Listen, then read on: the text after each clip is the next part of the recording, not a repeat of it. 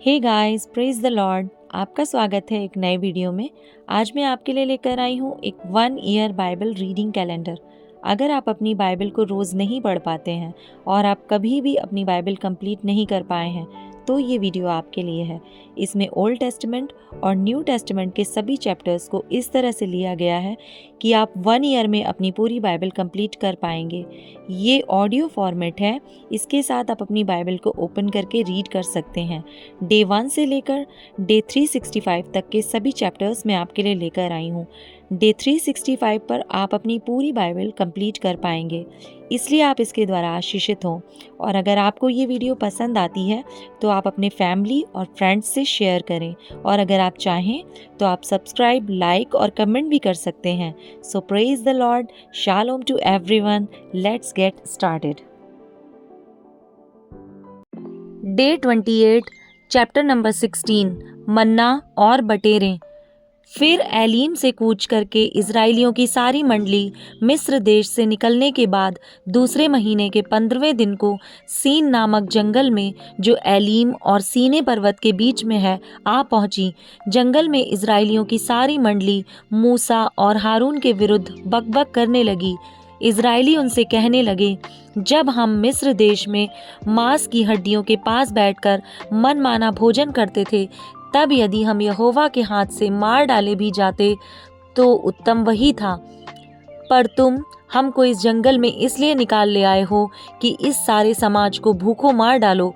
तब यहोवा ने मूसा से कहा, देखो, मैं तुम लोगों के लिए आकाश से भोजन वस्तु बरसाऊंगा और ये लोग प्रतिदिन बाहर जाकर प्रतिदिन का भोजन इकट्ठा करेंगे। इससे मैं उनकी परीक्षा करूंगा कि ये मेरी व्यवस्था पर चलेंगे कि नहीं। और ऐसा होगा कि 6वें दिन वह भोजन अन्य दिनों से दूना होगा, इसलिए जो कुछ वे उस दिन बटोरें उसे तैयार कर रखें। तब मूसा और हारून ने सारे इज़राइलियों से कहा, सांझ को तुम जान लोगे कि जो तुमको मिस्र देश से निकाल लाया है वह यहोवा है, और भोर को तुम्हें यहोवा का तेज देख पड़ेगा, क्योंकि तुम जो यहोवा पर बुड़बुड़ाते हो उसे वह सुनता है, और हम क्या हैं कि तुम हम पर बुड़बुड़ाते हो। फिर मूसा ने कहा, यह तब होगा जब यहोवा सांझ को तुम्हें खाने के लिए मांस और भोर को रोटी मनमाने देगा, क्योंकि तुम जो उस पर बुड़बुड़ाते हो उसे वह सुनता है। और हम क्या हैं, तुम्हारा बुड़बुड़ाना हम पर नहीं, यहोवा ही पर होता है। फिर मूसा ने हारून से कहा, इज़राइलियों की सारी मंडली को आज्ञा दे कि यहोवा के सामने वरन उसके समीप आए, क्योंकि उसने उनका बुड़बुड़ाना सुना है। और ऐसा हुआ कि जब हारून इज़राइलियों की सारी मंडली से ऐसी ही बातें कर रहा था कि उन्होंने जंगल की ओर दृष्टि करके देखा और उनको यहोवा का तेज बादल में दिखलाई दिया। तब यहोवा ने मूसा से कहा, इज़राइलियों का बुड़बुड़ाना मैंने सुना है। उनसे कह दे कि गोधूली के समय तुम मांस खाओगे और भोर को तुम रोटी से तृप्त हो जाओगे, और तुम ये जान लोगे कि मैं तुम्हारा परमेश्वर यहोवा हूँ।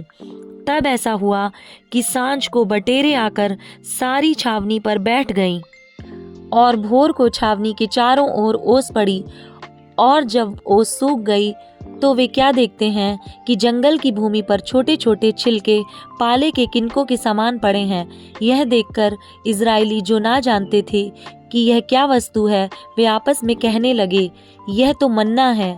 तब मूसा ने उनसे कहा, यह वही भोजन वस्तु है जिसे यहोवा तुम्हें खाने के लिए देता है। जो आज्ञा यहोवा ने दी है वह यह है, तुम उसमें से अपनी आवश्यकता के अनुसार खाने के लिए बटोरा करना, अर्थात अपने अपने प्राणियों की गिनती के अनुसार प्रति मनुष्य के पीछे 1 ओमेर बटोरना। जिसके डेरे में जितने हो वह उन्हीं के लिए बटोरा करे। और इज़राइलियों ने वैसा ही किया, और किसी ने अधिक और किसी ने थोड़ा बटोर लिया। जब उन्होंने उसको ओमेर से नापा, तब जिसके पास अधिक था उसके पास कुछ अधिक ना रह गया, और जिसके पास थोड़ा था उसको कुछ घटी ना हुई, क्योंकि एक एक मनुष्य ने अपने खाने योग्य ही बटोर लिया था। फिर मूसा ने उनसे कहा, कोई इसमें से कुछ सवेरे तक ना रख छोड़े। तो भी उन्होंने मूसा की बात ना मानी। इसलिए जब किसी किसी मनुष्य ने उसमें से कुछ सवेरे तक रख छोड़ा तो उसमें कीड़े पड़ गए और वह बसाने लगा। तब मूसा उन पर क्रोधित हुआ, और वे भोर को प्रतिदिन अपनी आवश्यकता के अनुसार खाने के लिए बटोर लेते थे, और जब धूप कड़ी होती थी तब वह गल जाता था। फिर ऐसा हुआ कि छठवें दिन उन्होंने दूना अर्थात प्रति मनुष्य के पीछे 2-2 ओमेर बटोर लिया और मंडली के सब प्रधानों ने आकर मूसा को बता दिया। उसने उनसे कहा, ये वही बात है जो यहोवा ने कही, क्योंकि कल परम विश्राम अर्थात यहोवा के लिए पवित्र विश्राम होगा। इसलिए तुम्हें जो तंदूर में पकाना हो उसे पकाओ और जो सिझाना हो उसे सिझाओ, और इसमें से जितना बचे उसे सवेरे के लिए रख छोड़ो। जब उन्होंने उसको मूसा की इस आज्ञा के अनुसार सवेरे तक रख छोड़ा, तब ना तो वह बसाया और न उसमें कीड़े पड़े। तब मूसा ने कहा, आज उसी को खाओ, क्योंकि आज यहोवा का विश्राम दिन है, इसलिए आज तुमको वह मैदान में ना मिलेगा। 6 दिन तो तुम उसे बटोरा करोगे, परंतु 7वां दिन विश्राम का दिन है, उसमें वह ना मिलेगा। तो भी लोगों में से कोई 7वें दिन भी बटोरने के लिए बाहर गए, परंतु उनको कुछ ना मिला। तब यहोवा ने मूसा से कहा, तुम लोग मेरी आज्ञाओं और व्यवस्था को कब तक नहीं मानोगे? देखो, यहोवा ने जो तुमको विश्राम का दिन दिया है, इसी कारण वह 6वें दिन को 2 दिन का भोजन तुम्हें देता है। इसलिए तुम अपने अपने यहाँ बैठे रहना, 7वें दिन कोई अपने स्थान से बाहर ना जाना। अतः लोगों ने 7वें दिन विश्राम किया। इज़राइल के घराने ने उस वस्तु का नाम मन्ना रखा, और वह धनिया के समान श्वेत था और उसका स्वाद मधु के बने हुए पुए का सा था। फिर मूसा ने कहा, यहोवा ने जो आज्ञा दी वह यह है कि इसमें से ओमेर भर अपने वंश की पीढ़ी पीढ़ी के लिए रख छोड़ो, जिससे वे जानेंगे कि यहोवा हमको मिस्र देश से निकालकर जंगल में कैसी रोटी खिलाता था। तब मूसा ने हारून से कहा, एक पात्र लेकर उसमें ओमेर भर लेकर उसे यहोवा के आगे रख दे, कि वह तुम्हारी पीढ़ियों के लिए रखा रहे। जैसी आज्ञा यहोवा ने मूसा को दी थी, उसी के अनुसार हारून ने उसको साक्षी के संदूक के आगे धर दिया, कि वह वहीं रखा रहे। इज़राइली जब तक बसे हुए देश में ना पहुँचे, तब तक अर्थात 40 वर्ष तक मन्ना खाते रहे। वे जब तक कनान देश की सीमा पर नहीं पहुँचे, तब तक मन्ना खाते रहे। 1 ओमेर तो एपा का 10वां भाग है। चैप्टर 17 चट्टान से पानी। फिर इज़राइलियों की सारी मंडली सीन नामक जंगल से निकली और यहोवा के आज्ञा अनुसार कूच करके रपीदीम में अपने डेरे खड़े किए, और वहां उन लोगों को पीने का पानी ना मिला। इसलिए वे मूसा से वाद विवाद करके कहने लगे, हमें पीने का पानी दे। मूसा ने उनसे कहा, तुम मुझसे क्यों वाद विवाद करते हो और यहोवा की परीक्षा क्यों करते हो? फिर वहां लोगों को पानी की प्यास लगी। तब वे यह कहकर मूसा पर बुड़बुड़ाने लगे, तू हमें बाल बच्चों और पशुओं समेत प्यासा मार डालने के लिए मिस्र से क्यों ले आया है? तब मूसा ने यहोवा की दुहाई दी और कहा, इन लोगों के साथ मैं क्या करूं? ये सब मुझ पर पत्थरवाह करने को तैयार हैं। यहोवा ने मूसा से कहा, इज़राइल के वृद्ध लोगों में से कुछ को अपने साथ ले ले, और जिस लाठी से तूने नील नदी पर मारा था उसे अपने हाथ में लेकर लोगों के आगे बढ़ चल। देख, मैं तेरे आगे चलकर होरेब पहाड़ की एक चट्टान पर खड़ा रहूंगा, और तू उस चट्टान पर मारना, तब उसमें से पानी निकलेगा जिससे ये लोग पिएं। तब मूसा ने इज़राइल के वृद्ध लोगों के देखते वैसा ही किया, और मूसा ने उस स्थान का नाम मस्सा और मरीबा रखा, क्योंकि इज़राइलियों ने वहां वाद विवाद किया था और यहोवा की परीक्षा यह कहकर की, क्या यहोवा हमारे बीच में है या नहीं। अमालेकियों पर विजय। तब अमालेकी आकर रपीदीम में इज़राइलियों से लड़ने लगे। तब मूसा ने यहोशू से कहा, हमारे लिए कई पुरुषों को चुनकर छांट ले और बाहर जाकर अमालेकियों से लड़, और मैं कल परमेश्वर की लाठी हाथ में लिए हुए पहाड़ी की चोटी पर खड़ा रहूंगा। मूसा की इस आज्ञा के अनुसार यहोशू अमालेकियों से लड़ने लगा, और मूसा, हारून और हूर पहाड़ी की चोटी पर चढ़ गए। जब तक मूसा अपना हाथ उठाए रहता था, तब तक तो इज़राइल प्रबल होता था, परंतु जब जब वह उसे नीचे करता, तब अमालेक प्रबल होता था। पर जब मूसा के हाथ भर गए, तब उन्होंने एक पत्थर लेकर मूसा के नीचे रख दिया, और वह उस पर बैठ गया, और हारून और हूर एक एक अलंग में उसके हाथों को संभाले रहे, और उसके हाथ सूर्यास्त तक स्थिर रहे। और यहोशू ने अनुचरों समेत अमालेकियों को तलवार के बल से हरा दिया। तब यहोवा ने मूसा से कहा, स्मरणार्थ इस बात को पुस्तक में लिख ले और यहोशू को सुना दे कि मैं आकाश के नीचे से अमालेक का स्मरण भी पूरी रीति से मिटा डालूंगा। तब मूसा ने एक वेदी बनाकर उसका नाम यहोवा निस्सी रखा और कहा, यहोवा ने शपथ खाई कि यहोवा अमालेकियों से पीढ़ी तक लड़ाई करता रहेगा। चैप्टर 18 मूसा का अपने ससुर से भेंट करना। जब मूसा के ससुर मिद्यान के याजक यित्रो ने यह सुना कि परमेश्वर ने मूसा और अपनी प्रजा इज़राइल के लिए क्या क्या किया है, अर्थात यह कि किस रीति से यहोवा इज़राइलियों को मिस्र से निकाल ले आया, तब मूसा का ससुर यित्रो मूसा की पत्नी सिपोरा को, जो पहले नहर भेज दी गई थी, और उसके दोनों बेटों को भी ले आया। इनमें से एक का नाम मूसा ने यह कहकर गेरशोम रखा था, मैं अन्य देश में परदेशी हुआ हूँ, और दूसरे का नाम उसने यह कहकर एलिएज़र रखा, मेरे पिता के परमेश्वर ने मेरा सहायक होकर मुझे फ़िरौन की तलवार से बचाया।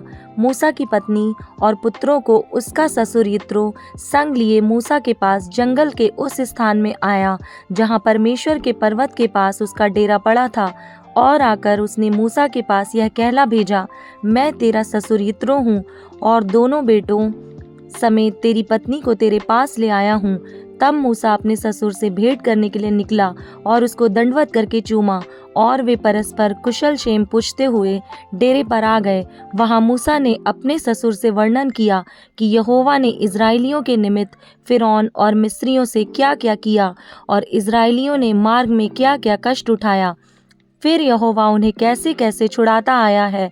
तब यित्रो ने उस समस्त भलाई के कारण जो यहोवा ने इज़राइलियों के साथ की थी, कि उन्हें मिस्रियों के वश से छुड़ाया था, मगन होकर कहा, धन्य है यहोवा जिसने तुमको फ़िरौन और मिस्रियों के वश से छुड़ाया, जिसने तुम लोगों को मिस्रियों की मुट्ठी में से छुड़ाया है।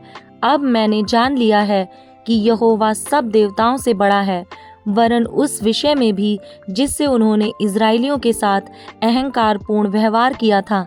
तब मूसा के ससुर यित्रो ने परमेश्वर के लिए होम बलि और मेल बलि चढ़ाए, और हारून इज़राइलियों के सब पुरनियों समेत मूसा के ससुर यित्रो के संग परमेश्वर के आगे भोजन करने को आया। प्रधानों की नियुक्ति। दूसरे दिन मूसा लोगों का न्याय करने को बैठा, और भोर से सांझ तक लोग मूसा के आसपास खड़े रहे।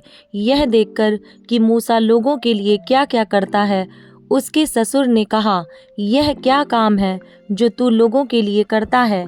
क्या कारण है कि तू अकेला बैठा रहता है और लोग भोर से सांझ तक तेरे आसपास खड़े रहते हैं?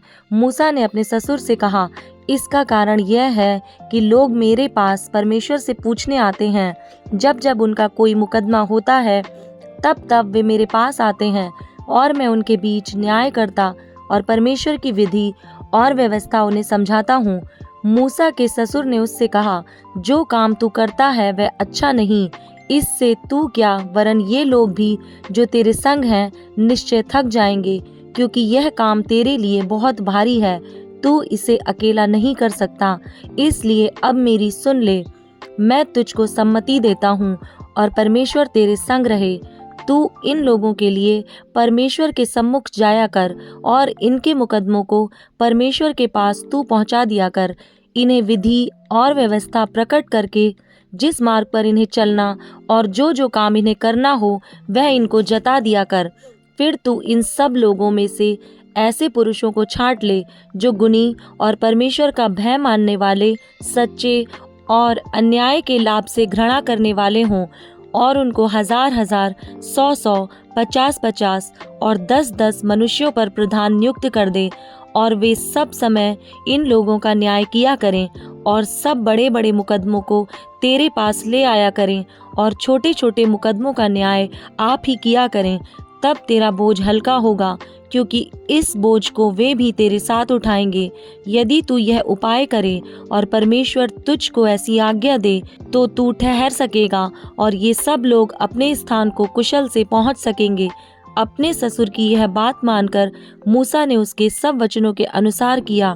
अतः उसने सब इज़राइलियों में से गुणी पुरुषों को चुनकर उन्हें 1000-1000, 100-100, 50-50, 10-10 लोगों के ऊपर प्रधान ठहराया और वे सब लोगों का न्याय करने लगे।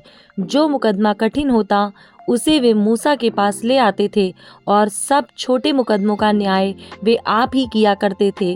तब मूसा ने अपने ससुर को विदा किया और उसने अपने देश का मार्ग लिया। Matthew chapter 19 verse number 16 to 30। धनी युवक और अनंत जीवन। एक मनुष्य यीशु के पास आया और उससे कहा, हे गुरु, मैं कौन सा भला काम करूं कि अनंत जीवन पाऊं? उसने उससे कहा, तू मुझसे भलाई के विषय में क्यों पूछता है? भला तो एक ही है, पर यदि तू जीवन में प्रवेश करना चाहता है तो आज्ञाओं को माना कर। उसने उससे कहा, कौन सी आज्ञाएं? यीशु ने कहा, यह है कि हत्या न करना, व्यभिचार न करना, चोरी न करना, झूठी गवाही न देना, अपने पिता और अपनी माता का आदर करना और अपने पड़ोसी से अपने समान प्रेम रखना। उस जवान ने उससे कहा, इन सब को तो मैंने माना है, अब मुझ में किस बात की घटी है? यीशु ने उससे कहा, यदि तू सिद्ध होना चाहता है तो जा, अपना माल बेचकर कंगालों को दे और तुझे स्वर्ग में धन मिलेगा, और आकर मेरे पीछे हो ले। परंतु वह जवान यह बात सुन उदास होकर चला गया, क्योंकि वह बहुत धनी था। तब यीशु ने अपने चेलों से कहा, मैं तुमसे सच कहता हूँ कि धनवान का स्वर्ग के राज्य में प्रवेश करना कठिन है। तुमसे फिर कहता हूँ कि परमेश्वर के राज्य में धनवान के प्रवेश करने से ऊंट का सुई के नाके में से निकल जाना सहज है। यह सुनकर चेलों ने बहुत चकित होकर कहा, फिर किसका उद्धार हो सकता है? यीशु ने उनकी ओर देखकर कहा, मनुष्यों से तो यह नहीं हो सकता, परंतु परमेश्वर से सब कुछ हो सकता है। इस पर पतरस ने उससे कहा, देख, हम तो सब कुछ छोड़ के तेरे पीछे हो लिए हैं, तो हमें क्या मिलेगा? यीशु ने उनसे कहा, मैं तुमसे सच कहता हूँ कि नई सृष्टि में जब मनुष्य का पुत्र अपनी महिमा के सिंहासन पर बैठेगा, तो तुम भी जो मेरे पीछे हो लिए हो 12 सिंहासनों पर बैठकर इज़राइल के 12 गोत्रों का न्याय करोगे। और जिस किसी ने घरों या भाइयों या बहनों या पिता या माता या बाल बच्चों या खेतों को मेरे नाम के लिए छोड़ दिया है, उसको 100 गुना मिलेगा और वह अनंत जीवन का अधिकारी होगा। परंतु बहुत से जो पहले हैं पिछले होंगे, और जो पिछले हैं पहले होंगे।